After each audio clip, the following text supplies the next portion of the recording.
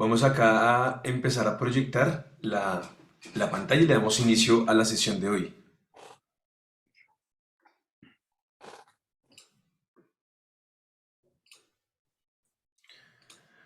Muy bien, pues bienvenidas, bienvenidos. Muchísimas gracias por estar con nosotros en esta tercera sesión de este ciclo de macrohistoria con el que queremos mostrar o dar a conocer un poco de trabajos en esta perspectiva que se están haciendo desde América Latina. Hoy cerramos pues con un gran invitado del que estamos muy contentos de poder escuchar, que es el doctor Héctor Pérez Brignoli, que bueno, nos va a contar un poco de toda la trayectoria de su trabajo para fortalecer una perspectiva que también queremos, a la que queremos apostarle con más fuerza desde Macrohistoria, que es la conexión de América Central con todos estos vínculos de América Latina. Entonces, pues qué mejor que tener al doctor Pérez para que nos cuente esto.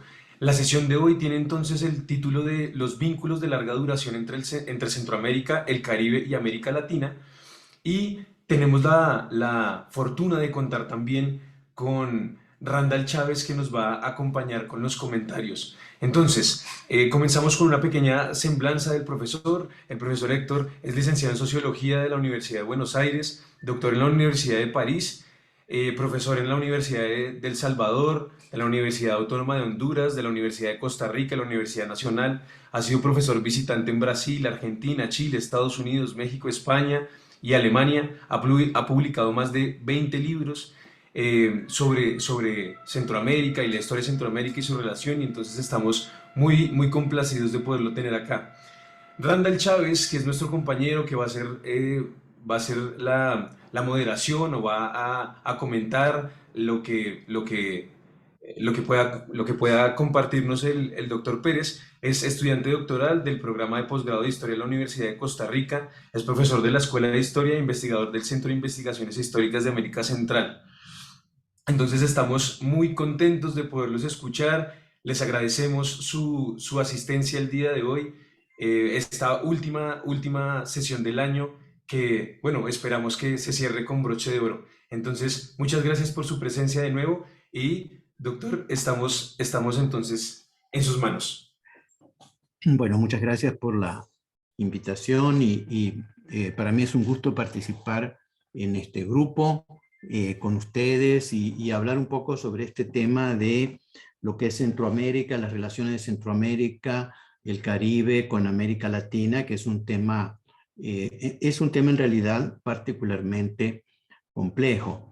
Entonces, a ver, podemos ver un poco la presentación. Yo voy a utilizar un esquema nada más para presentar. O sea, sí, avancemos nomás. Esto es como el primer punto que estamos en la temática de macrohistoria y el mundo actual. Entonces, avancemos, por favor, con la siguiente slide. Bueno, vamos al... Sí, bueno, esta es la presentación vamos al esquema nomás, que está ahí en la presentación.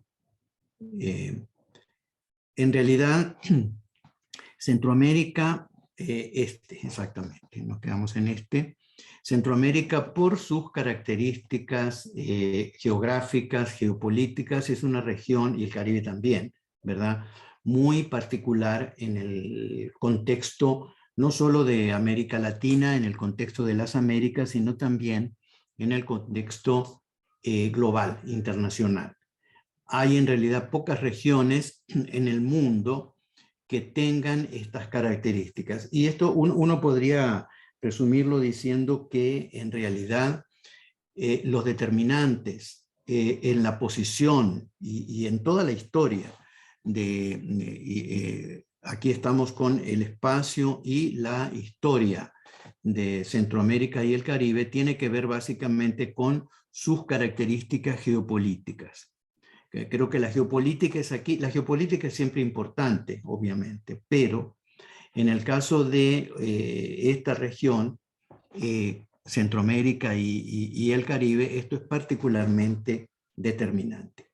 Aquí lo tenemos, bueno, este es imagínense ustedes un mapa, yo he hecho simplemente un esquema gráfico porque me parece que es todavía más simple, más fácil de entender. Si nosotros miramos el hemisferio occidental, miramos las Américas, ¿qué es lo que nosotros vemos? Entonces, desde un punto de vista macro geopolítico, vemos dos masas continentales, América del Norte y América del Sur, y después vemos una vinculación entre ellas, Centroamérica, que es un istmo, básicamente que conecta América del Norte con América del Sur. ¿Desde dónde hasta dónde va este istmo? Esa es una cuestión de discusión a nivel de los geógrafos, los especialistas en el tema, pero digamos que desde un punto de vista uno lo podría llevar desde Tehuantepec hasta Panamá, hasta el Darién, o digamos también un poco más hacia el sur, digamos, y decir, bueno, desde más o menos Guatemala, Yucatán hasta Panamá. Ese es el istmo centroamericano. Y después, frente al istmo del lado, digamos, del Atlántico, tenemos un conjunto de islas, las Antillas o islas del Caribe, que por lo general se clasifican en dos grandes grupos, las llamadas Grandes Antillas, o sea, esto es muy simple, o sea, las islas más grandes, Cuba, la Española, bueno, Santo Domingo, Haití, Puerto Rico y Jamaica, ¿verdad? Y después las pequeñas Antillas, que son una multitud de islas dispersas a lo largo del mar Caribe. Bueno, entonces, esto es lo que sabemos, pero hay que recordarlo. Ahora, desde el punto de vista geopolítico, ¿qué es lo que esto significa? Como vamos a ver, el significado es bastante complejo. Y se puede resumir en estas tres palabras, tres conceptos que yo puse aquí a la derecha y que voy a ir explicando. Uno es el concepto de Carrefour. Carrefour es una palabra francesa. No hay en realidad una buena traducción al español. La mejor traducción al español sería una encrucijada. Digamos, un Carrefour es un punto donde hay, por lo menos en 4 direcciones, que se abre como en 4 direcciones distintas, ¿verdad? Entonces, por un lado, Centroamérica y el Caribe son un Carrefour entre las dos grandes masas continentales de América del Norte y América del Sur. Por el otro lado, y esto es sobre todo durante el siglo XX, a partir de finales del siglo XIX, de 1898 en particular, Centroamérica y el Caribe son el backyard, o sea, el patio de atrás de los Estados Unidos. Y esta es una característica también muy particular, que después voy a tratar de explicar de manera muy concisa. Y por último, la dinámica que implica tener por un lado un istmo que une dos masas continentales y frente al istmo un conjunto de islas muy variadas. Estos tres conceptos, esto que estoy aquí explicando, obviamente que en la historia concreta siempre estas cosas se presentan a la vez, ¿no? Es que esta separación que yo estoy haciendo aquí es una separación básicamente analítica. Pero entonces vamos a la primera, la idea de Carrefour. Entonces, la idea de Carrefour es que esta zona de Centroamérica se puede conectar en dos direcciones. Esto se puede resumir diciendo que por un lado es un puente. Un puente es algo que se cruza de un lado al otro, ¿verdad? Entonces sería, digamos, si ustedes quieren, el Carrefour, aproximadamente norte-sur o sur-norte en esta dirección. Y Centroamérica ha sido, como istmo, un puente. El istmo centroamericano ha funcionado como un puente, las Antillas también. Digamos, ¿por qué? Porque de isla en isla se puede navegar, claro, hay que navegar, no se puede, no hay trayecto terrestre, pero sí navegando se puede cruzar de una masa continental a la otra. De hecho, hasta el siglo XVI, básicamente, Centroamérica funcionó como un puente. Y como un puente en las formas más diversas, o sea, un puente para la conexión de pueblos, personas, todas las migraciones de poblamiento de América vinieron en lo que sabemos sobre todo del norte de América hacia el sur y cruzaron naturalmente por Centroamérica, usando entonces el istmo como un puente. Ahora, y esto sigue siendo, sigue habiendo, si uno ve, por ejemplo, ahora la migración, ¿verdad?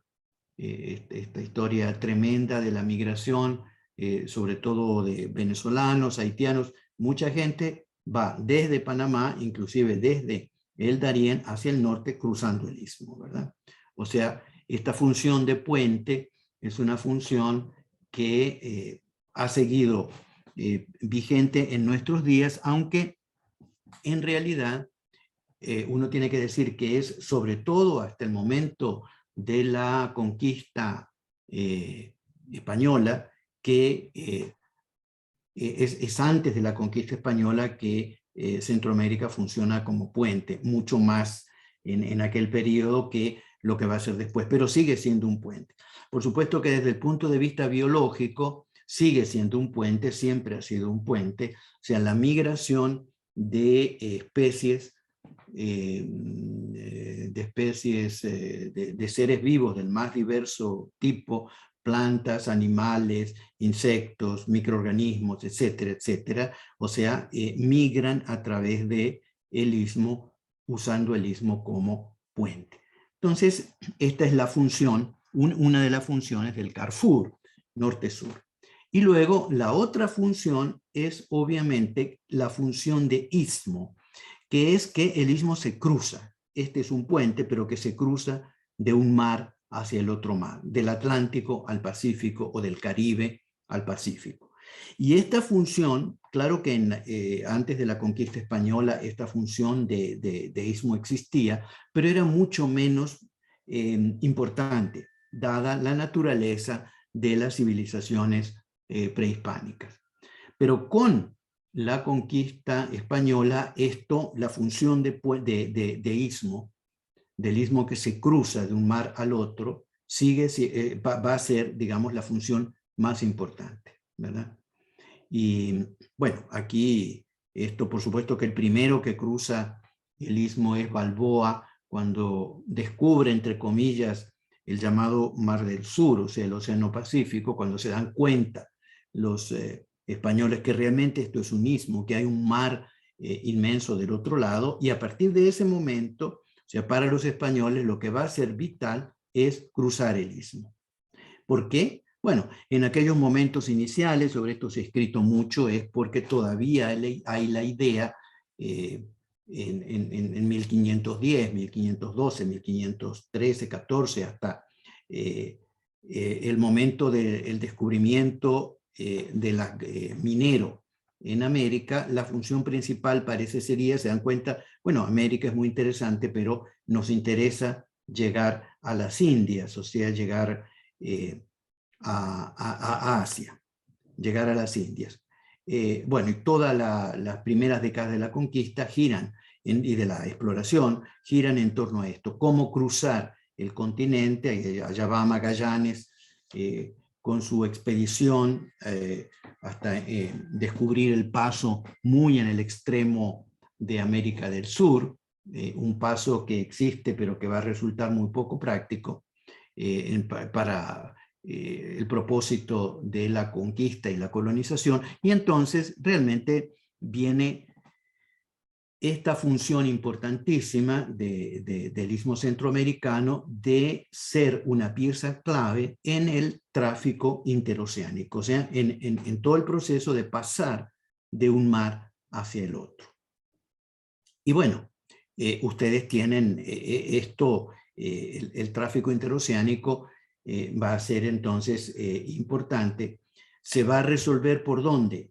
Uno puede cruzar de un océano al otro por cualquier parte de América del Norte, de América del Sur, pero realmente donde el istmo es particularmente angosto y donde es más angosto, que es en Panamá, ¿verdad? Que es la parte más angosta, es donde es más fácil, obviamente, cruzar. Y hay todos estos intentos de distintas rutas interoceánicas que se llegaron a utilizar, ¿verdad? Uno puede cruzar por el istmo de Tehuantepec, uno puede cruzar desde Acapulco hasta Veracruz, ¿verdad? Como era usual, por ejemplo, la famosa trayectoria del galeón de Manila en el periodo colonial, el galeón de Manila, que venía con los productos asiáticos hasta Acapulco. Bueno, los productos transbordaban en Acapulco por tierra, seguían naturalmente a México, a la Ciudad de México, que muchas veces estaba llena de estos, bueno, no llena, es una manera de decir, donde abundaban los productos asiáticos, sobre todo de China, de la cerámica china, y después esto seguía a Veracruz y de ahí iba hasta España, donde llegaba obviamente hasta España, ¿verdad? Bueno, pero esta era una ruta sobre todo del comercio de lujo. La ruta más importante era obviamente la ruta que los españoles establecieron a través de Panamá para transportar la mina de la plata de las minas peruanas, ¿verdad? En este periplo que iba desde el Callao en barco hasta Panamá. Luego ahí desembarcaban se desembarcaba la plata a través con recuas de mulas, era transportada hacia el otro lado, hacia el Caribe, entonces primero a nombre de Dios y después, sobre todo casi todo el periodo colonial, hasta Portobelo, ¿verdad? Que era el lugar de las famosas ferias de Portobelo, el lugar del tráfico, todo el comercio en realidad colonial más importante se estructuraba en torno a este nudo de Panamá. Y esto implicaba una operación logística, diríamos ahora, bastante compleja, porque entonces del lado del Atlántico y del Caribe había otros puertos importantes, fortificados. Cartagena, por ejemplo, era particularmente importante en todo esto. Después, México, Veracruz, La Habana, en fin, los galeones, como ustedes saben, se movían por el Caribe y después la flota se juntaba básicamente en La Habana y de ahí por el canal de las Bahamas hacia el norte navegaban hasta la península ibérica. Bueno, esta es la forma en que funciona el istmo durante prácticamente todo el periodo colonial. Naturalmente que esto después vienen las guerras coloniales, las guerras con los ingleses, los franceses, los holandeses, los ataques a las flotas, todo esto que ustedes saben perfectamente, que que es parte muy importante de la historia del Caribe y de Centroamérica, pero que, digamos, la podemos dar como por conocida aquí. Bueno, esto empezó a cambiar, realmente sí a cambiar a finales del siglo XVIII.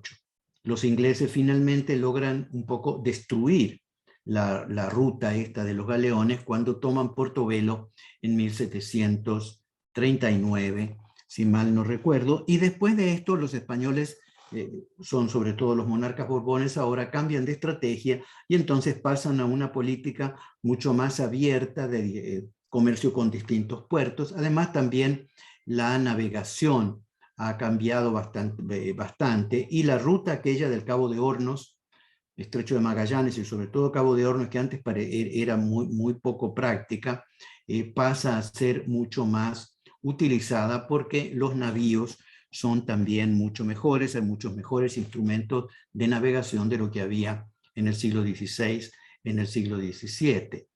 Y bueno, sí, después de 1739 la plata peruana, que de todas formas ya no es tanta como era antes, como era en el siglo XVI o en el siglo XVII, la plata peruana baja por una larga ruta terrestre desde Perú y el Alto Perú, desde el Potosí hasta Buenos Aires, y ahí en Buenos Aires la plata es embarcada hacia Europa. Es una ruta más del Atlántico Sur, y una ruta que ya no implica aquellas flotas tan complicadas y tan pesadas, por así decir, de galeones. Ahora son más vale navíos independientes, navíos separados, que navegan a veces en convoyes, pero no en aquellas grandes flotas que conocemos. Bueno, esta es, digamos, la función durante varios siglos, desde el 16 en adelante, de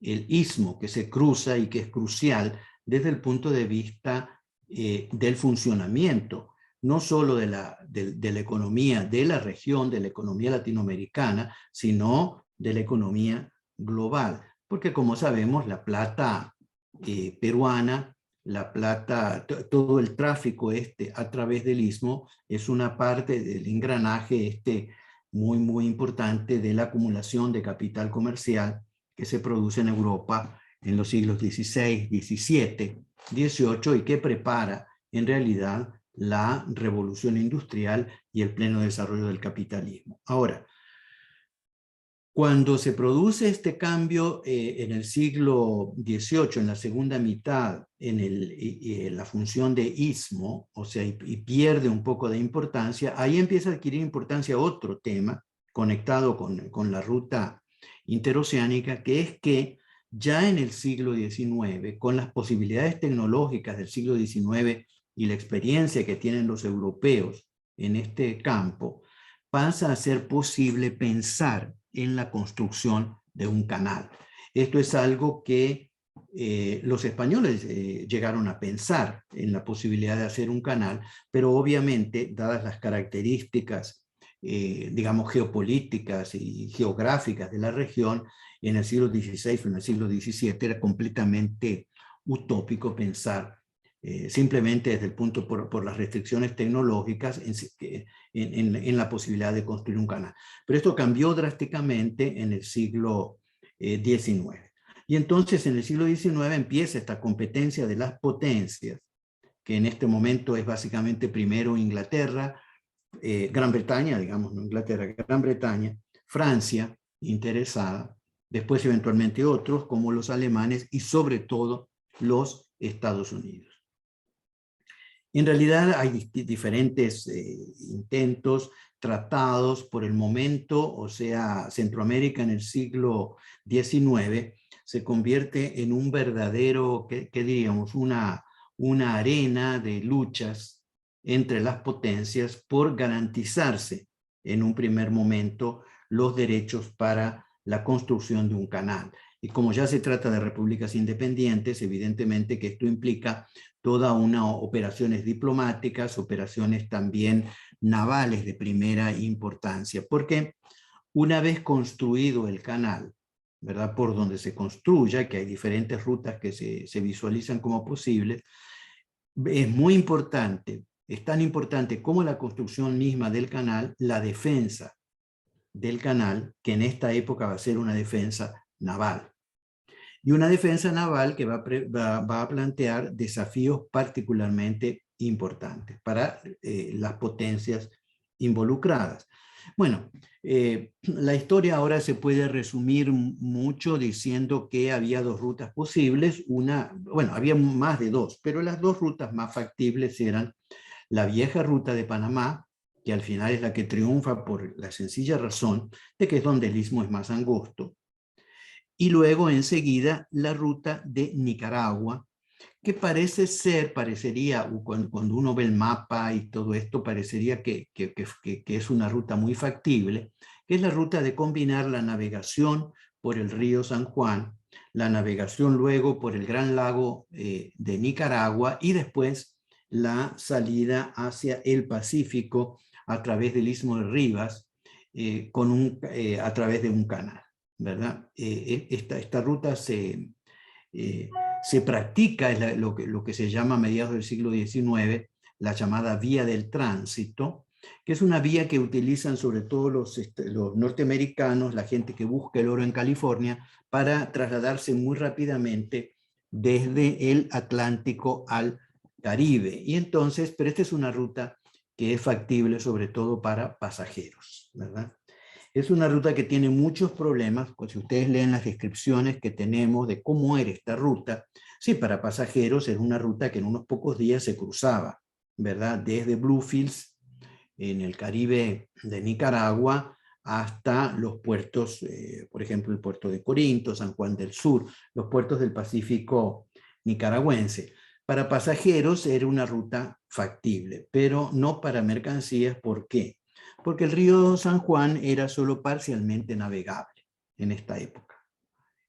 Había tramos de varios kilómetros donde la navegación no era posible. Entonces, bueno, los viajeros eran transbordados de un lugar a otro y siendo personas era fácil de hacer, ¿verdad? Ya siendo mercaderías, esto de peso y volumen, esto no era para nada económicamente factible. Luego sí, se navegaba por el lago Nicaragua y después había que de nuevo ruta terrestre hacia los puertos del Pacífico nicaragüense. Bueno, esta vía del tránsito fue usual entre 1850 hasta más o menos principios de 1860.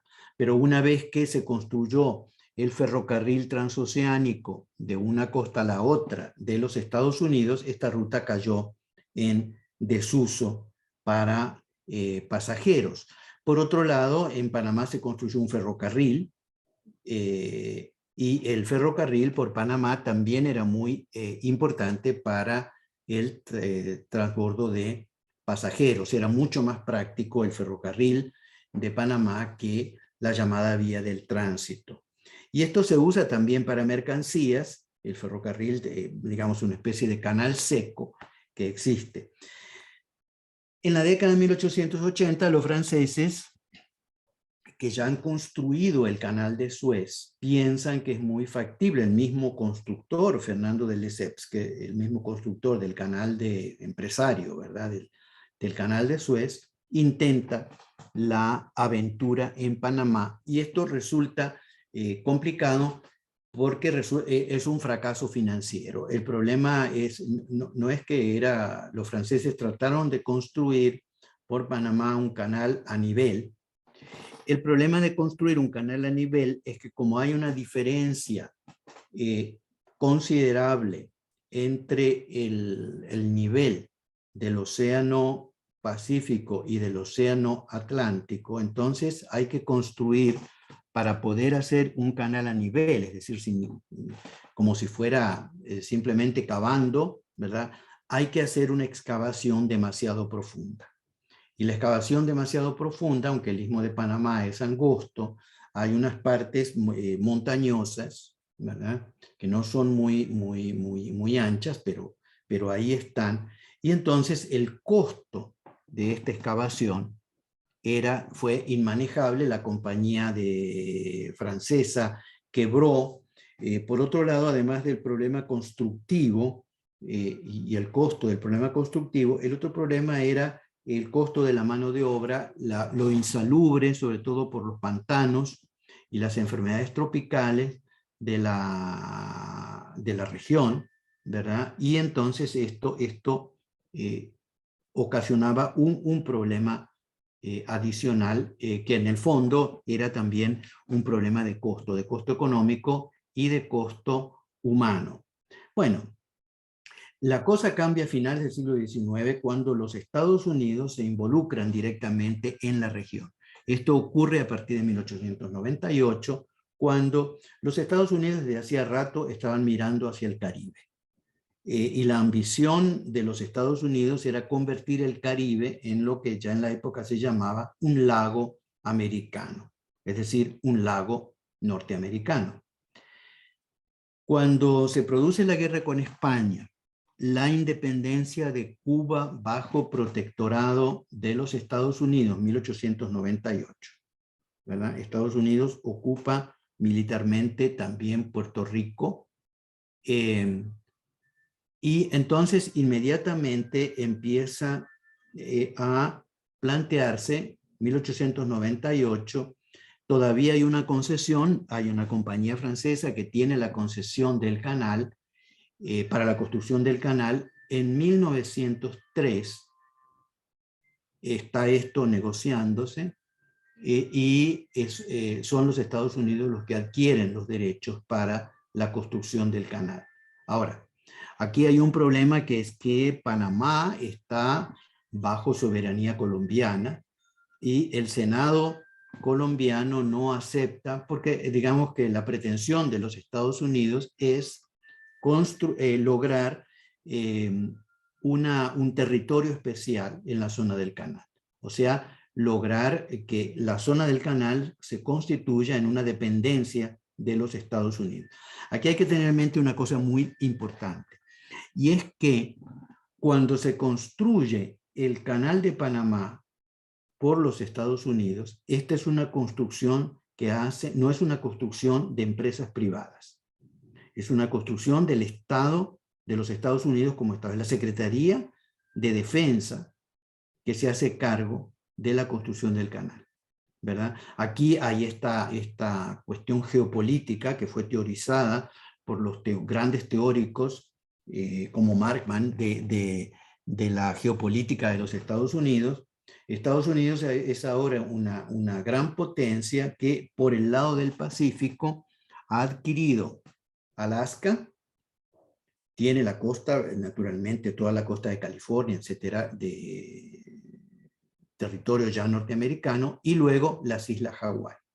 Entonces, el tema principal aquí, desde el punto de vista geopolítico, es que si uno traza un triángulo de Alaska a Hawái para defender realmente la costa desde un punto de vista naval, este triángulo se cierra en Panamá, ¿verdad? Y de ahí uno tira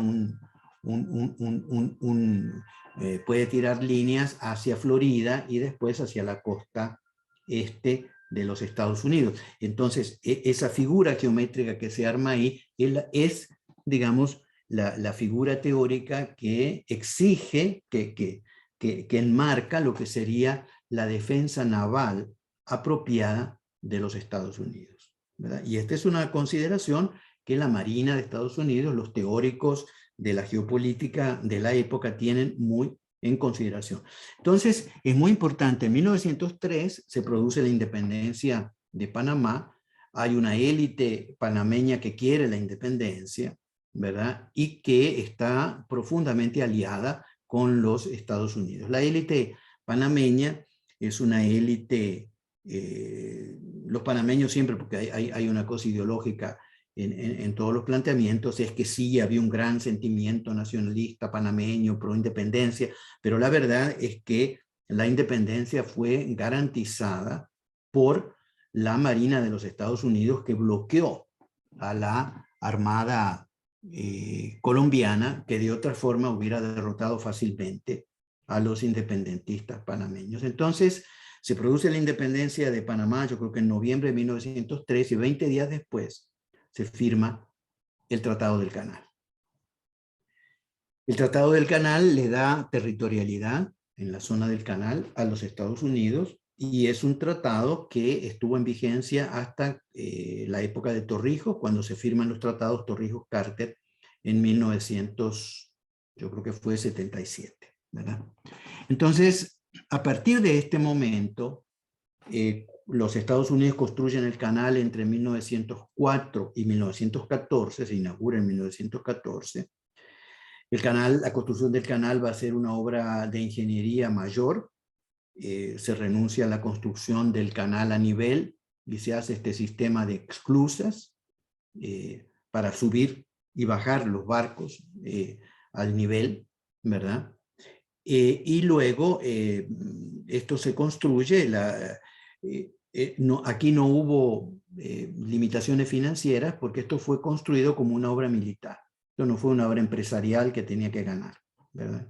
Que tenía que tener ganancias. Esto es particularmente importante. Y bueno, la construcción del canal fue particularmente eficiente porque el canal estuvo en servicio hasta hace unos pocos años, en que realmente sí fue necesario ampliar el canal para permitir el pasaje de barcos más grandes. Ahí hubo que ampliar las esclusas, fue una obra de ingeniería considerable que ya realizaron las propias empresas y el propio gobierno panameño, ¿verdad?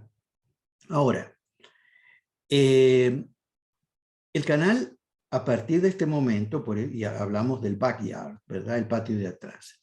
El canal es la pieza que falta, digamos, hay muchos elementos en todo esto. Las compañías bananeras norteamericanas, las inversiones norteamericanas en Centroamérica y el Caribe, todo esto, ¿verdad? Que nosotros que conocemos.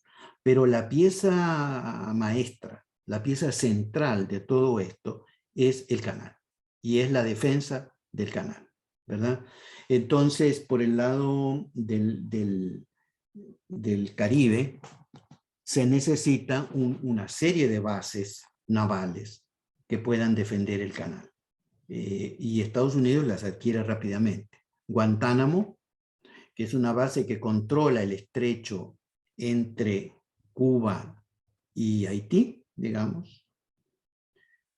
Por el otro lado, por el lado de luego Puerto Rico, entonces Puerto Rico es una isla muy estratégicamente situada que controla el paso por las pequeñas Antillas, y los Estados Unidos compran a las Islas Vírgenes a Dinamarca, que son unas islas pequeñas, pero que son muy importantes desde el punto de vista de los intereses navales.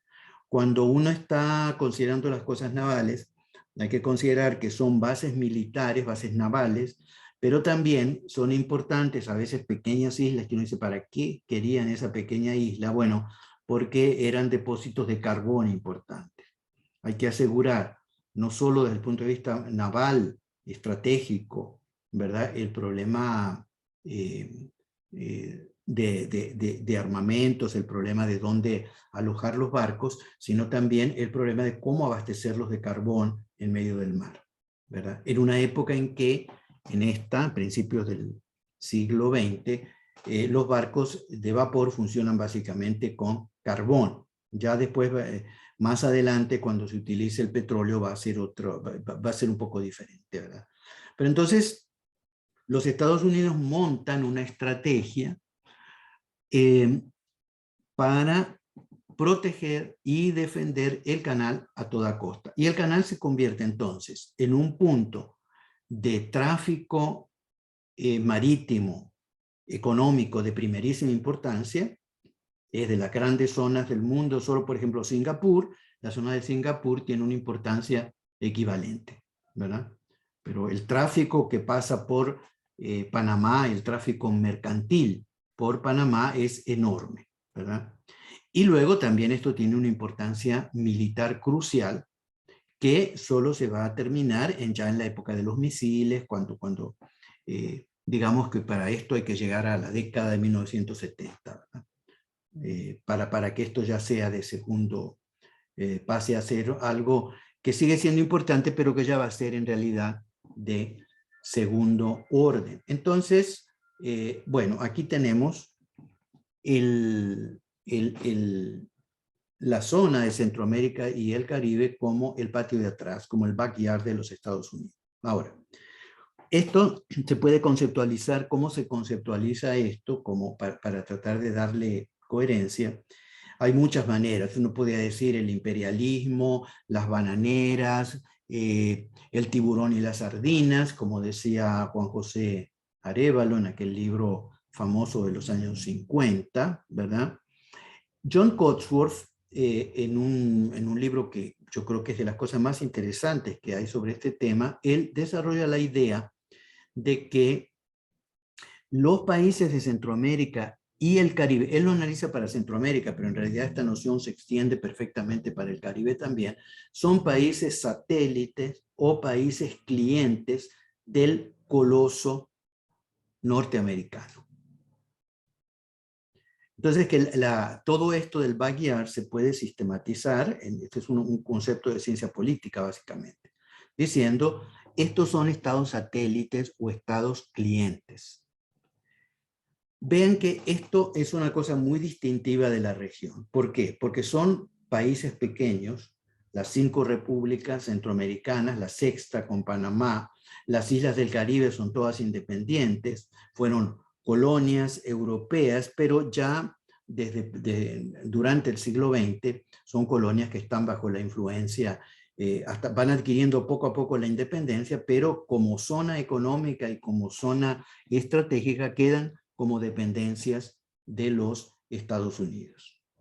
Y ahí la única cosa totalmente nueva, anómala, va a ser Cuba alineada con el campo socialista en la historia que ustedes conocen, ¿verdad? Que por eso además va a ser una historia que constituye uno de los puntos críticos más importantes en las relaciones entre los Estados Unidos y la OTAN y la Unión Soviética en la década de 1960, cuando se produce la crisis de los misiles, etcétera, etcétera, ¿verdad? Porque justamente Estados Unidos pierde uno de los estados satélites o clientes con Cuba, ¿verdad? Entonces, ahora, esta conceptualización de estados satélites, estados clientes, hay que trabajarla y hay que prestarle mucha atención, porque uno muchas veces si uno se maneja simplemente con la noción del imperialismo, uno diría, ah, sí es el mismo imperialismo norteamericano que afecta a toda América Latina. Sí en términos muy generales, pero no en los detalles. O sea, porque uno podría decir, bueno, sí, México siempre es un país dependiente de los Estados Unidos, pero México nunca ha sido un estado cliente de los Estados Unidos. Uno podría decir, puede decir lo mismo de cualquiera de los países grandes de América Latina. Eso es otra cosa.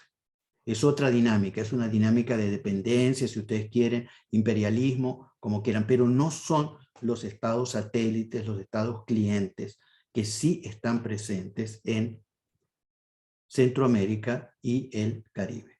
Con toda una serie de particularidades, yo voy a mencionar solo una, ¿verdad? En Estados Unidos cede la soberanía del canal a Panamá en 1977 y abandonan la zona del canal. Pero en el tratado que se firma hay una cláusula por la cual Panamá se compromete a mantener la neutralidad del canal. Y Estados Unidos tiene derecho de intervención si eso se ve afectado. Eso es lo que fue usado cuando Noriega. Cuando la intervención de Estados Unidos, que invadió simplemente Panamá para capturar y deponer a Noriega, eso fue, digamos, en uso de una de las cláusulas del tratado, ¿verdad? Bajo el argumento de que Noriega era un perturbador, que estaba alterando que iba a alterar la neutralidad, etcétera, etcétera. Ese tipo de tratados no existe con ningún otro país. Latinoamericano, quiero decir, este derecho de intervención. Puedo seguir con esto muchísimo tiempo durante la guerra de los 80, ¿verdad? En Centroamérica, la guerra civil, ¿verdad? Estados Unidos puso bases en Honduras, la base de Palmerola, quiso poner bases en Costa Rica y casi lo logró, si no es con el cuento de Monge y la neutralidad, lo hubieran logrado, ¿verdad? Esto quiere decir que los estados de Centroamérica y el Caribe son estados extremadamente débiles. Recuerden ustedes las intervenciones. Sí hubo Cuba en 1959, ¿verdad? Pero ya no hubo República Dominicana en 1965. Cuando hubo un intento en República Dominicana que podía resultar peligroso, los Estados Unidos sencillamente invadieron en 1965. Y el régimen un poco díscolo de la República de Grenada en los 80, eso fue como, yo no recuerdo bien, pero yo creo que fue como 83, pues simplemente los Estados Unidos invadieron, ¿verdad? Con con una máscara ahí, que fueron los otros estados del Caribe también que contribuyeron, ¿verdad? Para quitar, era algo insignificante, pero que no iban a correr ese riesgo menos en la época de la Guerra Fría. Un tema que sí creo que vale la pena, que habría que plantear, ¿verdad? También aquí es cómo cambia esto ya en el siglo XX, el XXI, perdón, en el siglo XXI, donde, por ejemplo, la función, fíjense que en el siglo XXI, eso es muy interesante, el istmo y las islas funcionan más como puente para el narcotráfico, ¿verdad? Y aquí habría que pensar también cómo se replantean estas relaciones en relación a Estados Unidos, que es de todas formas el principal consumidor de las drogas. Bueno, yo voy a ir rápidamente al último punto, ¿verdad? Porque hasta ahora hemos hablado de cosas más vale macro, pero cuando nosotros, si ahora nos fijamos ya más internamente en el istmo y sus características, ¿verdad? Y en las islas y sus características, entonces, ¿qué es lo que nosotros vemos? Ahí yo lo puedo resumir en tres conceptos. Uno, el concepto de diversidad. La diversidad del istmo y de las islas desde un punto de vista biológico, cultural, étnico, es extraordinaria. Si hay unas zonas diversas en América Latina, son aquí, entre las islas y el istmo centroamericano. Esto se produce porque, bueno, el juego de los océanos, las diferencias de altura, las montañas, el hecho de la montaña en el trópico, las diferencias de altitud, los microclimas, o sea, todo esto da una biodiversidad espectacular, realmente espectacular. Qué sé yo, para decirlo, las zonas de vida, que es una clasificación que utilizan los biólogos, las zonas de vida en todo el planeta son más o menos 40, por ahí, más o menos. En una clasificación, ¿verdad? De Holdrich y Tosi, que es la más usual, donde se clasifican los hábitats según diferentes criterios.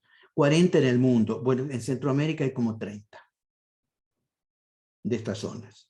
Esto indica, ¿verdad?, que una tremenda diversidad, biodiversidad, que es una de las riquezas de toda esta zona, ¿verdad? Luego, si vamos a los aspectos ya, que eso tiene que ver con la historia, pero también, o sea, los aspectos culturales y étnicos, la biodiversidad étnica y cultural de Centroamérica y el Caribe es espectacular. Hay muchos más determinantes históricos aquí que influyen, pero es una diversidad espectacular. La variedad de pueblos, de lenguas, de culturas, o sea, que encontramos aquí. Luego, esa misma diversidad también produce fragmentación. Y hay mucha fragmentación, sobre todo política, en la región. Y luego tenemos también fuerzas de unidad. Diversos intentos de construir, que son intentos de los intelectuales, también intentos políticos, etcétera, de pensar en el istmo unido. Aquí hay una historia común de Centroamérica después de la independencia, la República Federal Centroamericana, que terminó en 1839, ¿verdad? Y diversos intentos de unión, unión económica, el CARICOM, el Mercado Común Centroamericano, en fin, todas estas son intentos de unidad que se han planteado, se seguirán planteando. De manera que cuando uno ve el istmo, las islas, uno contrasta siempre una enorme diversidad, una fragmentación también muy presente, microestados, para decirlo de la manera más sencilla, y también fuerzas en el sentido de la unidad. Otro tema importante que por cuestiones sobre todo históricos, Centroamérica, el istmo centroamericano en general está, esto varía a lo largo del tiempo, ¿verdad? Pero digamos, en la larga duración uno lo ve siempre como que es un mundo el del Caribe y es otro mundo el del Istmo Centroamericano. Parecería que Centroamérica le da la espalda al Caribe, el Caribe le da la espalda a Centroamérica, aunque esto que estoy haciendo es un poco una caricatura, ¿verdad? También. No siempre es así, ni necesariamente así. Pero bueno, es algo que hay que considerar. Uno cuando ve la región en el mapa, uno diría, bueno, pero todo esto puede estar perfectamente unido, integrado, y no lo está, ¿verdad? No lo está. Hay muchas fuerzas en la dirección de la diversidad, de la fragmentación, y también otras en función de la unidad. Yo voy a terminar aquí porque yo creo que el tiempo ha pasado, ¿verdad? Y me gustaría dejar lugar para comentarios y preguntas. Lo demás en la presentación eran simplemente, esta es una caricatura de la época de Roosevelt, ¿verdad? Cuando Roosevelt dijo, yo tomé Panamá, ¿verdad? Inaugura la llamada política del Gran Garrote en el Caribe y en Centroamérica, que es la política que estructura el backyard, ¿verdad? Muchas gracias. Muy bien, pues muchísimas gracias. Pasamos entonces a los comentarios que pueda hacer y a las preguntas que hemos podido ir recogiendo, pero pues que podemos seguir recibiendo. Entonces le damos la palabra a Randall. Bueno, muchas gracias al profesor Héctor Pérez. Eh, una de las motivaciones de esta sesión era una problemática que consideramos que existe en el grupo de macrohistoria y que constantemente podemos constatar en espacios de reflexión sobre América Latina. No solamente espacios de reflexión de las ciencias sociales y las humanidades, sino en términos generales, digamos, de las disciplinas científicas. Particularmente sucede con la historiografía, un fenómeno bastante frecuente, que es un alto conocimiento sobre América Latina como un conjunto que inmediatamente excluye a Costa Rica, perdón, a Centroamérica. Es decir, esta idea historiográfica sobre América Latina toma el puente que acabamos de escuchar muy bien detallado por el profesor Pérez Brignoli, lo opaca y existe México y luego se reanuda aquello en Colombia. Esta problemática que hemos detectado o que hemos conversado en algunos espacios es la que nos hacía motivar justamente esta conferencia. Y es justamente esta motivación la que nos lleva a pensar que durante toda la historia de América Latina, Centroamérica ha jugado un papel que es relevante en las mismas relaciones de los imperios con América Latina y viceversa, y América Latina con los imperios. Sin embargo, que nos parece que es un tema relevantemente opaco, es decir, es suficientemente opaco como para poder pensar por qué existen estas motivaciones, ¿sí? Las personas que estudiamos desde Centroamérica normalmente nos encontramos con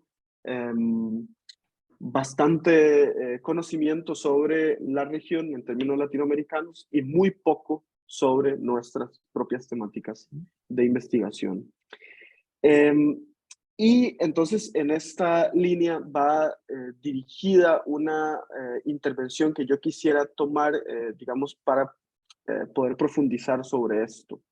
El profesor Héctor Pérez es una de las voces de la historiografía centroamericana más escuchadas y yo quisiera, profesor, si usted pudiera profundizar y darnos su opinión o alguna reflexión sobre las motivaciones que generan esta exclusión de Centroamérica. Cuando escuchamos, cuando leemos, por ejemplo, la historia del siglo XX de Eric Hobsbawm, Hobsbawm en la introducción dice claramente que es posible que no tome en cuenta los 5 microestados de Centroamérica.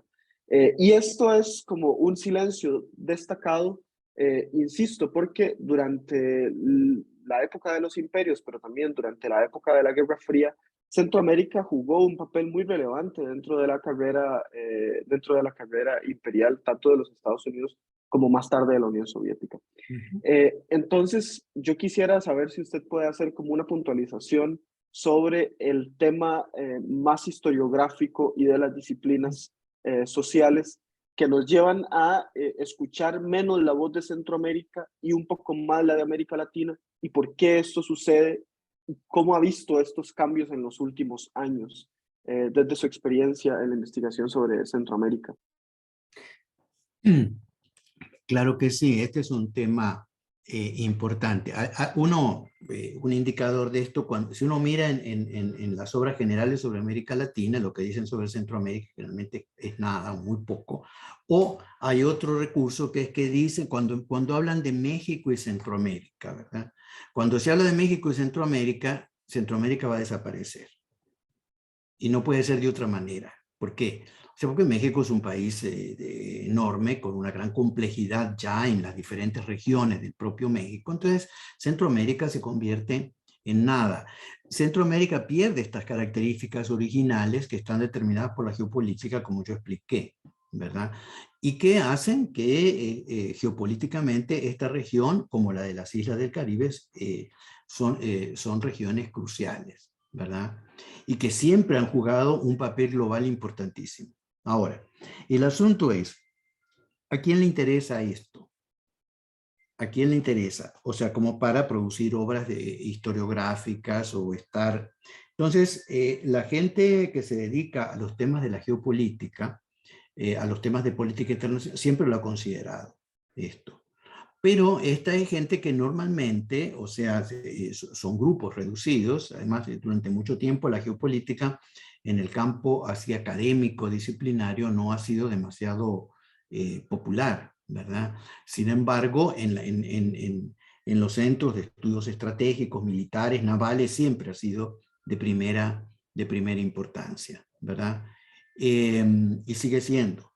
Ahora, otro punto importante, si ustedes se fijan, por ejemplo, en las cátedras que hay sobre América Latina en los Estados Unidos, que ahí, digamos, ahí, ¿qué países son los relevantes? No está Centroamérica. En las grandes universidades no hay especial, estoy diciendo si ustedes miran Harvard, Columbia, Stanford, las pocas, o sea, Chicago, ahí prácticamente no hay especialistas en Centroamérica. Especialistas, si uno ve Woodward, una carrera bien ahí en Tulane, digamos. Pero Tulane no es Columbia, ¿verdad? Y si uno trata de ver, ahora hay buenos especialistas estadounidenses en Centroamérica, en el Caribe, en general no están en las universidades de las grandes ligas. O sea, ¿y por qué? Bueno, porque al final lo que sigue siendo importante, lo que siguen pensando que es crucial para entender América Latina es México, Brasil, Colombia, Argentina, Chile un poquito, Perú, digamos, pero Brasil y México yo creo que se llevan casi todo, ¿verdad? Y por las razones más obvias. Entonces, esto es así. Ahora, si uno va a los propios centroamericanos, a los propios centroamericanos les interesa poco la historia de Centroamérica. Esa es la verdad.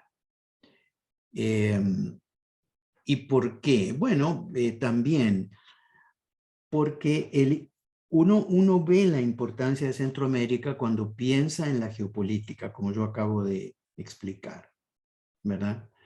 Entonces, muchas veces, por ejemplo, una cuestión, el Estado de la Nación, el Estado de la región, ¿verdad? Que es parte del Estado de la Nación, se ocupó, yo creo que el año pasado, hicieron una encuesta, un montón de gente para ver cuál era la noción de Centroamérica.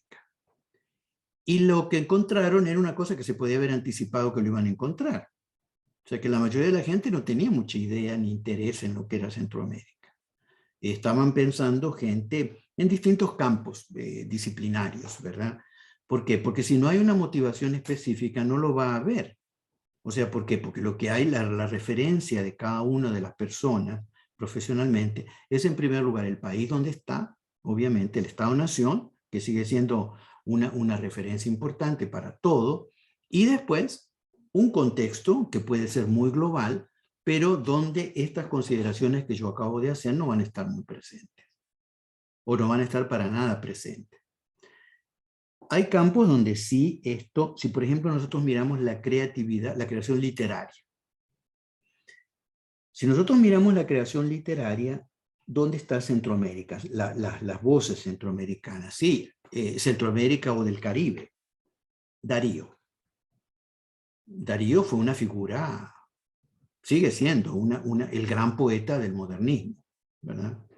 Pero Darío desarrolló su obra fuera de Centroamérica, aunque nunca se olvidó de Nicaragua o de la región, él tuvo una vivencia aquí. Pero después, Darío no se entiende sin Madrid, París y Buenos Aires, que es donde él la mayor parte del tiempo estuvo, ¿verdad? En su creación.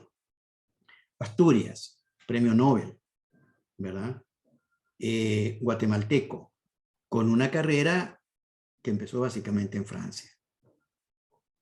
En Argentina, en México, en España, o sea, con novelas de una temática centroamericana muy fuerte, muy amplia. Sergio Ramírez es lo mismo. Sergio Ramírez no es de la experiencia de Nicaragua, pero es de la experiencia latinoamericana y española después, o sea, la gran relevancia a partir de la época de la Revolución Sandinista. Y así uno podría seguir con otros. Por supuesto, los autores cubanos son importantes, Carpentier, Lezama Lima, bueno, Padura, ¿verdad? Pero salvo quizás Carpentier, que tiene una temática más latinoamericana, los demás son de una temática muy cubana, ¿verdad? Muy de los problemas cubanos. Y yo me atrevería a decir con poca estatura global, ¿verdad? Aún Lezama Lima, ¿verdad? Me parece que es muy de La Habana, es el mundo de La Habana, ¿verdad?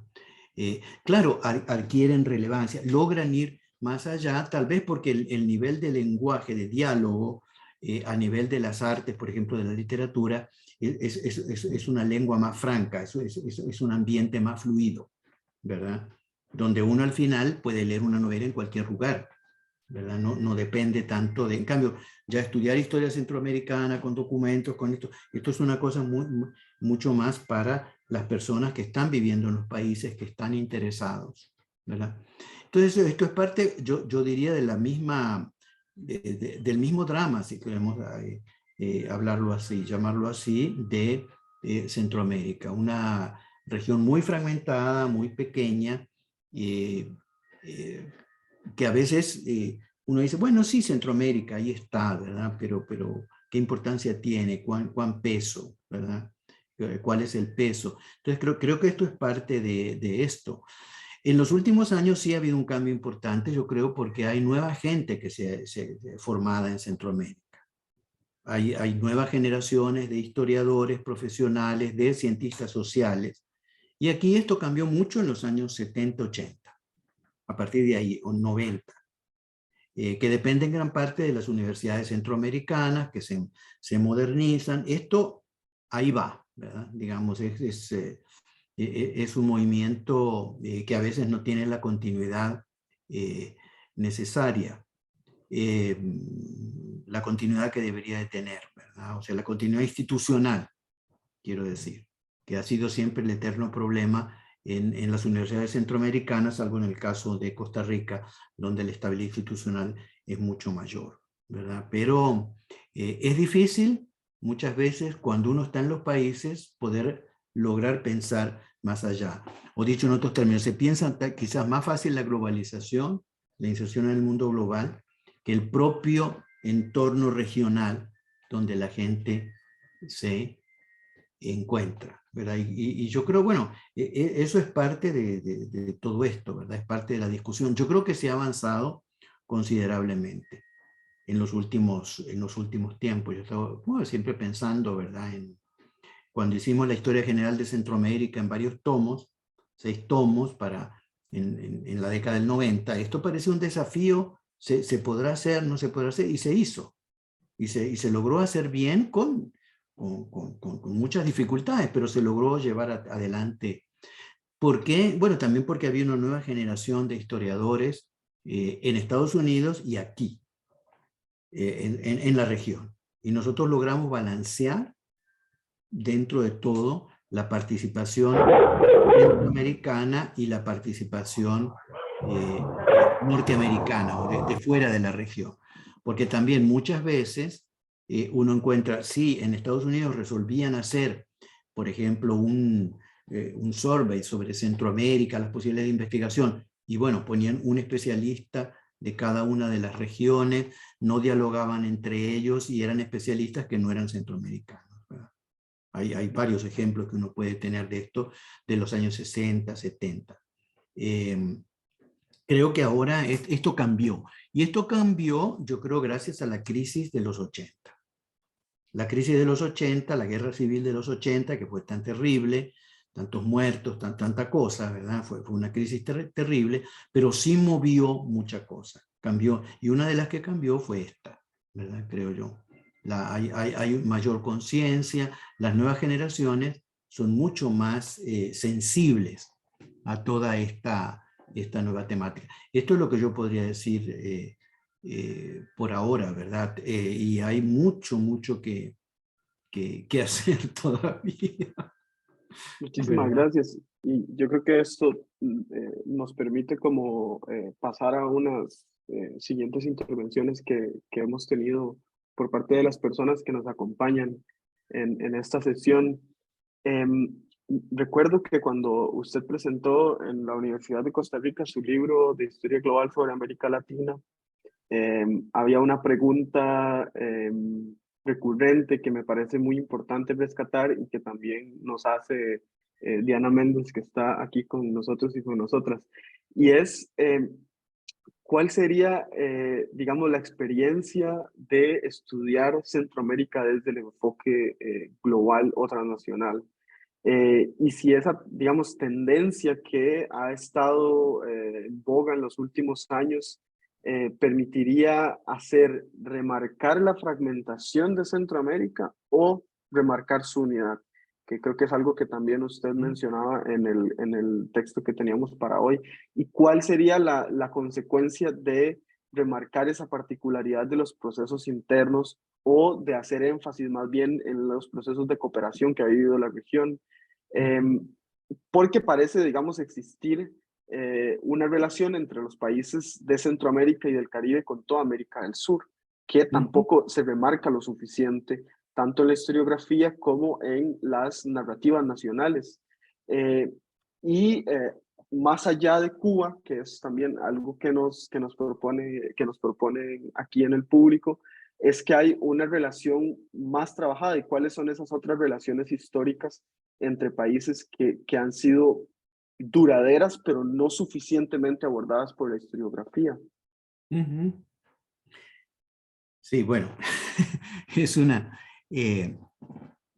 yo pienso, desde mi punto de vista, la experiencia centroamericana es una experiencia, y del Caribe también, son experiencias muy ricas, por lo que yo ya estuve explicando de la tremenda biodiversidad, si uno la entiende en términos biológicos y en términos culturales y en términos étnicos, la variedad de centroamericana, la diversidad centroamericana y del Caribe es espectacular y es algo que hace que uno plantee las cosas de otra manera, lleva a ver las cosas de otra manera, ¿verdad? Por supuesto también hay una cosa importante, es que muchas veces las relaciones con Sudamérica, las relaciones, en el caso de Cuba, como cuando se produce el bloqueo de Cuba, se produce un bloqueo muy fuerte, ¿verdad? Como de excluir de todo. Eso en Centroamérica tiene un efecto de aislar completamente la región. ¿Para qué? Bueno, en aquella época era porque en la visión que había era preservarla del comunismo de Fidel, ¿verdad? Pero en realidad las relaciones de Centroamérica con el Caribe, sobre todo con el Caribe hispano, eran muy fuertes, ¿verdad? Y basta ver, por ejemplo, si uno ve repertorio americano, la revista de García Monge, que se publica desde 1919 hasta 1957, 58, ¿verdad? Es una empresa editorial de aquellas enorme, tremenda, ¿verdad? Y si uno ve las contribuciones, en una época en la cual la publicación de una revista era crucial, porque era como el medio de comunicación. No estamos en la era global digital en que estamos ahora. Bueno, si uno ve ahí las relaciones Los dominicanos que escribían, gente de cubanos, dominicanos, puertorriqueños, o sea, que estaban escribiendo en repertorio americano, chilenos, argentinos, mexicanos, centroamericanos, o sea, era realmente latinoamericano en un sentido muy, muy amplio, y aún más allá escribían franceses, o sea, fue una publicación, y una publicación que persistió durante muchas décadas. Porque cuando uno toma, por ejemplo, si uno toma una revista como Amauta, ¿verdad? La revista de Mariátegui, es muy también, o sea, interesantísima, pero es de corto alcance, o sea, dura mucho menos, ¿verdad? Dura menos. O, por ejemplo, la revista Martín Fierro, que se publica en Buenos Aires, yo creo que en los años 20, ¿verdad? También es una experiencia que dura muy poco, ¿verdad? El repertorio americano dura mucho, y ahí se ve ese mirador y esas conexiones. Yendo a una cosa más reciente, ahora estamos en otra situación, ¿verdad? Y yo creo que aquí el Internet y la comunicación digital y todo esto cumple un papel fundamental. Porque uno de los problemas más grandes que también hay para el estudio de Centroamérica es que la fragmentación hace que si uno quiera conseguir cosas, hay que ir a cada país, ¿verdad? Y hay que ir de país en país. Y viajar por Centroamérica es caro. Para estudiantes, o sea, para cualquiera que tiene que... Y después el acceso a los archivos es complicado, ¿verdad? No, estamos de vacaciones, venga mañana. Ah, no, es que ahora está, quién sabe cuándo vamos... O sea, es muy difícil organizar las cosas, ¿verdad? Que son cosas que uno pasa, ¿verdad? Experiencias que yo he tenido. Ahora, gracias a las posibilidades de escaneo de cosas, las cosas que hay en línea, hay muchísimas, y esto se puede seguir mejorando, se puede hacer cada vez mayor. Yo creo que ahora tenemos en gran parte ya una biblioteca centroamericana, por decirlo así, en línea, ¿verdad? Y también del Caribe, ¿verdad? Entonces, uno puede hacer, gracias a estas, a las cosas digitales, uno puede tener acceso a documentación, acceso a fuentes, a voces que antes no tenía. O que, si antes, o que tenerlas antes implicaba, era muy difícil y era muy costoso. Ahora esto en gran parte yo creo que se puede considerar, y hay que explorar. Las cosas que uno encuentra son a veces sorprendentes, ¿verdad? Por ejemplo, en Guatemala lo que han escaneado de documentación, por ejemplo, el Archivo General de Gobierno que publicaba en los años 30, cantidad de fuentes sobre Centroamérica, del Archivo de Guatemala, y eso está todo digitalizado ahora, y bien digitalizado. Entonces, tenemos un acceso ahora a fuentes mucho mayores, y creo que esta es una gran ventaja. El asunto es, bueno, hay que usarlas, ¿verdad? También el acceso a las fuentes norteamericanas ha mejorado sustancialmente. Hay una enorme cantidad de materiales que los archivos nacionales de Washington han puesto, cosas que tenían microfilmadas, están disponibles, digitalizadas, y eso también abre una perspectiva nueva para la investigación. Entonces, bueno, son desafíos que hay que ir, y yo diría, en Centroamérica hay que trabajar con las dos cosas. El interés de la gran variedad, de la biodiversidad, de la diversidad cultural, y el interés de las fuerzas de unidad. Porque hay fuerzas de unidad y hay que rescatar también, porque muchas veces los intentos de unidad, de diálogo, son intentos que duran un periodo, después se terminan, se borran. Bueno, hay que rescatar esto, ¿verdad? Esto no es solo en Centroamérica, esto pasa en todos lados, ¿verdad? No solo aquí, ¿verdad? Hay que tratar de estar atento a la mayor cantidad de voces posibles, eso es lo que uno podría decir. Quisieran claro lo que está diciendo con dos intervenciones que están relacionadas con esto, de Marcela Aranda y de María Inés Camarena.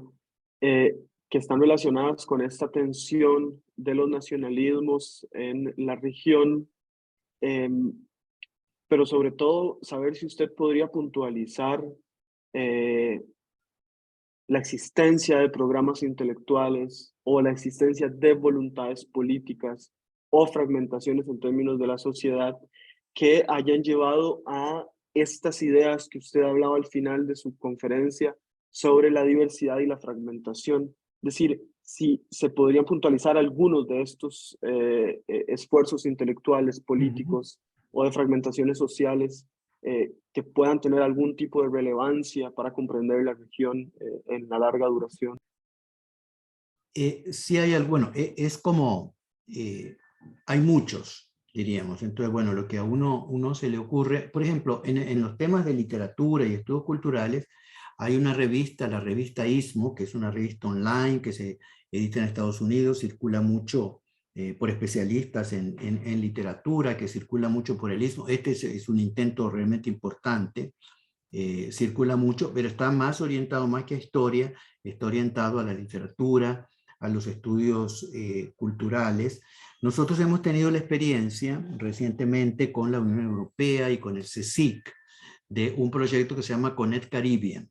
Este Connect Caribbean incluye Centroamérica, incluye también partes de Europa en la conexión con el Caribe. Aquí, el eje de este proyecto, que es un proyecto de varios años, ya se han hecho muchas publicaciones, el eje de todo esto es las conexiones a través del Atlántico, que son a través del Caribe, básicamente, ¿verdad? Caribe, Atlántico, por eso el proyecto en forma abreviada se llama Connect Caribbean, ¿verdad? Y aquí se trata justamente de poner en diálogo el Caribe con Centroamérica. Hay gente también de Colombia participando en este proyecto, hay gente de Puerto Rico, hay gente de República Dominicana, gente de Cuba, entonces gente de México. Es un proyecto bastante, y gente de Costa Rica, claro.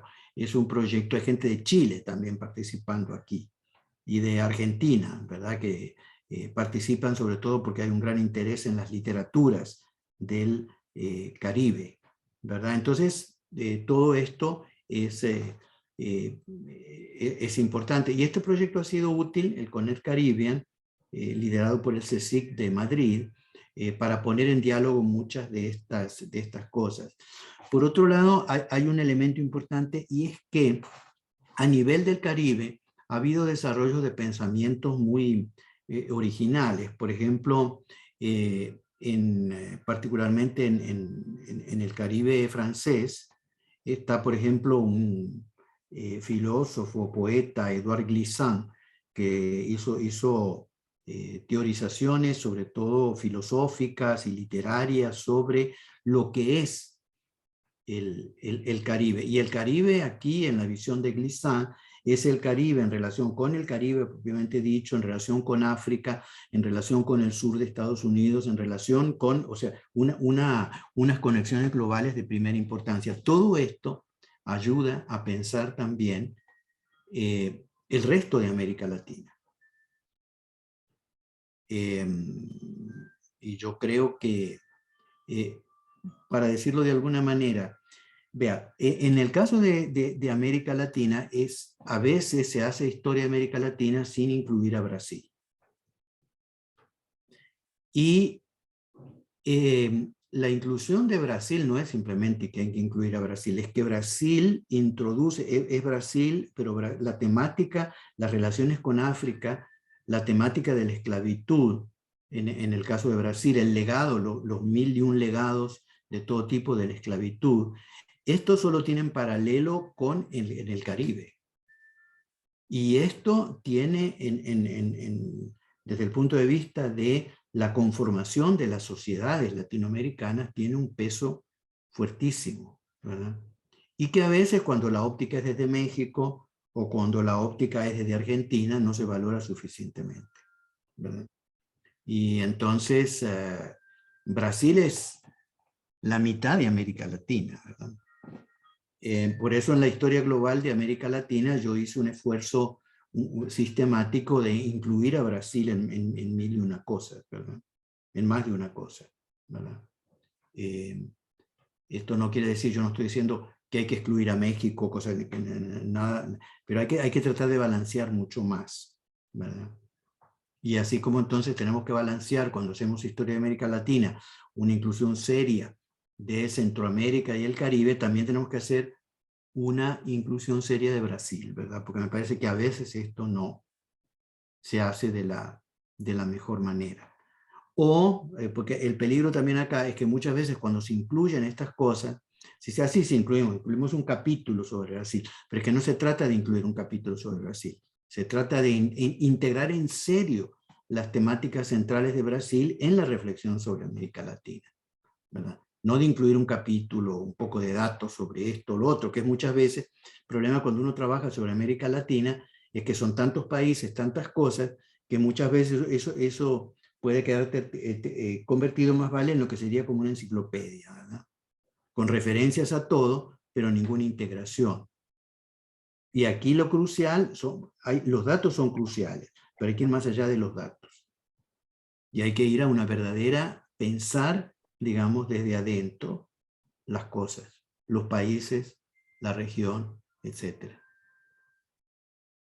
Yo quisiera decir que el Centro de Investigaciones Históricas de América Central en los últimos años ha permitido también que esa forma de pensar en Centroamérica esté más accesible y en libre acceso a las personas que no pueden viajar hasta las bibliotecas en Centroamérica. Y la página del Centro de Investigaciones Históricas de América Central tiene una muy buena sección de libros electrónicos que están en disposición para todos y todas. Y uno de ellos es el libro el laberinto centroamericano, los siglos de la historia, que es justamente publicado por el profesor Héctor Pérez Brignoli y que está en línea, en texto completo. Para cerrar, profesor, quisiéramos compartir una pregunta de Adriano Lima que puntualiza en el caso de la Centroamérica posterior a la Segunda Guerra Mundial y que nos invita a reflexionar sobre cómo ha cambiado la influencia de los Estados Unidos sobre el Caribe y sobre América Central, muy especialmente si tomamos en cuenta la potente influencia que tiene China sobre la región. Esta es una pregunta que daría para otra conferencia o para un ciclo Claro. completo, pero tal vez podríamos cerrar con una reflexión al respecto. Exactamente, yo creo que sí, cuando uno ve, o sea, cuando Carter firma el tratado con Torrijos en 1977, se deja la cláusula de intervención, pero digamos es un avance de esto. Y después otro avance en esto del cambio es lo que pasa en la década del 80.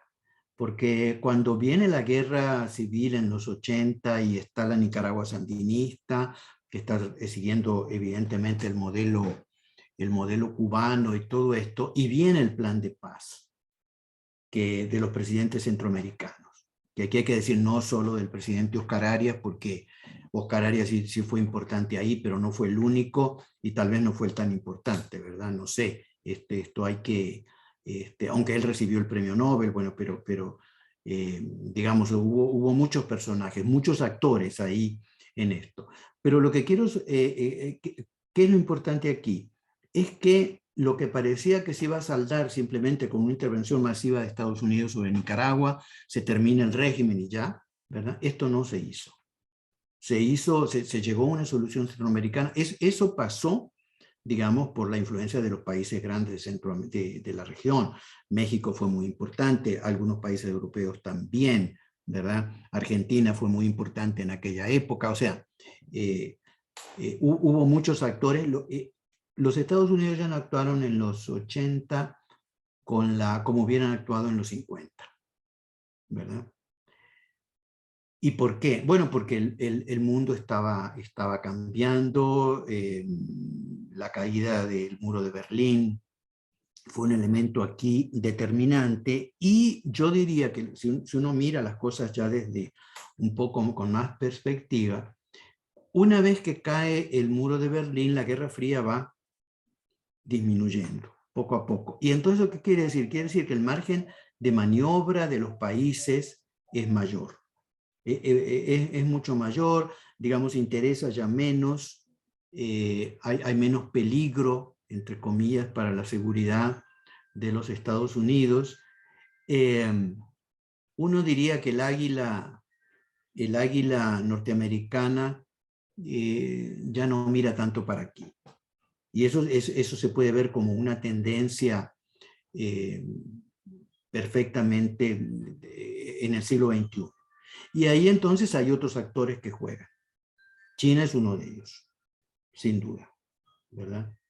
Y las conexiones, que son conexiones perfectamente posibles de Centroamérica y de América Latina, las conexiones transpacíficas, ¿verdad?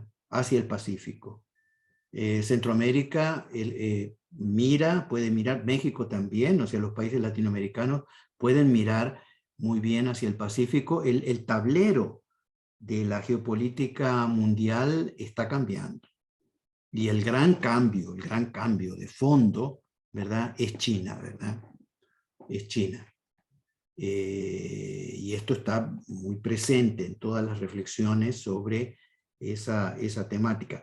Inclusive reflexiones de un personaje que es un maestro en la geopolítica, entre otras cosas, que es Kissinger, ¿verdad? Los escritos de Kissinger analizando el papel de China son importantes, ¿verdad? Y es notable, entonces, un nuevo actor y un actor de primera línea que juega y que naturalmente tiene intereses también en Centroamérica, el Caribe y en América Latina, ¿verdad? Y que está jugando. Entonces, sí hay un plano, yo creo, de muy nuevas oportunidades, ¿verdad? Entonces, yo sí creo que las perspectivas son un poco distintas y tal vez toda esta cuestión, es la pregunta que yo decía, hay que reflexionar mucho sobre esta cosa de los estados clientes en la posguerra fría. Estos estados clientes del Caribe, de Centroamérica en la posguerra fría, ¿cómo se reconfigura esto? Y hasta qué punto se reconfigura. En qué medida los Estados Unidos, ya los intereses estratégicos de Estados Unidos se alejan, ¿verdad? Si uno hubiera pensado en la época de Trump, parecía que esto ya, que ni siquiera Cuba interesaba demasiado, ¿verdad? Pero bueno, pero esa es apenas una situación que quizás es meramente coyuntural, ¿verdad? Hay muchas cosas que juegan, entonces, que son nuevas y que vale la pena reconsiderar, ¿verdad? Pero la parte, y yo diría, quizás no solo China, hay que considerar también la India, aunque la India tiene un perfil, pero digamos, la India es otra de las grandes potencias, probablemente del futuro, ¿verdad? Aunque China es la figura asiática dominante, ¿verdad? Pero sí. No sé si hay alguna otra cosa, hemos hablado bastante rato ya de todo esto, pero me ha dado No, mucho muchísimas gracias. gusto Hemos participar agotado, en esto. por dicha, las preguntas que nos han hecho todas y todos aquí en sala, así que le doy la palabra a Santi. Ok. Pues muy bien, muchísimas gracias de verdad, Randall y el profesor Pérez Brignoli. De verdad es muy importante para nosotros como macrohistoria, justo lo que estábamos conversando con algo más de detalle, y es que macrohistoria también sea un espacio no solo para que tengamos conversaciones como esta, reflexiones alrededor de cuál es la relación que se puede establecer y la necesidad de generar trabajos en función de esa relación desde una perspectiva no solo amplia geográficamente, sino también desde la larga duración, que era un poco la propuesta de la conversación de hoy. Entonces es muy importante que nosotros podamos cerrar el año con estas reflexiones y con, digamos, abriéndole un poco más la puerta a la posibilidad que tenemos de generar estos espacios de fortalecimiento de redes, de procesos de investigación entre Latinoamérica, y pensando Latinoamérica obviamente también anclada a todos los procesos de Centroamérica y el Caribe. Entonces, pues muchísimas gracias, profesor, por su participación y a Randall por los comentarios y también la dinamización del espacio. A todos ustedes por sus preguntas, ha sido una sesión muy nutrida y estamos muy contentos de poder terminar el año así, agradeciendo también a Diana Méndez y a Diana Nao que estuvieron presentes en la conferencia y que hicieron parte también de este ciclo en el que nosotros quisimos pensarnos estas nuevas líneas investigativas que desde América Latina se están trabajando. Recordarles pues todas estas sesiones van a quedar, las sesiones del ciclo quedan en nuestras redes sociales, o sea, las mostramos por redes sociales, pero quedan en nuestro canal de YouTube, para que puedan revisarlas, para que puedan incluso sacar la bibliografía y algunos datos que se han podido mencionar en la sesión. Y recordar también que Macrohistoria es, como extensión de este proceso y de esto que estábamos conversando, es una revista académica en la que estamos recibiendo pues contribuciones durante todo el año. Tenemos algunos ejes temáticos en los que vamos a estar publicando artículos. El próximo número sale a finales de este mes. eh, y entonces está también abierta la invitación para que manden sus participaciones, para que revisen, que justamente el propósito de la revista como de Macrohistoria es fortalecer la producción académica y la divulgación de todos estos trabajos que bueno, nos conectan un poco más como región. Síganos en nuestras redes sociales, por ahí vamos pasando la información. Tenemos también la lista de correos a la que pudieron ustedes acceder para entrar a esta sesión. Por nuestra parte, reiterar el agradecimiento y bueno, esperamos que entonces el próximo año, con una perspectiva más amplia, podamos seguir compartiendo ese tipo de espacios. Muchísimas gracias por estar acá y por acompañarnos en nuestra última sesión y nos veremos pronto. Muchas gracias.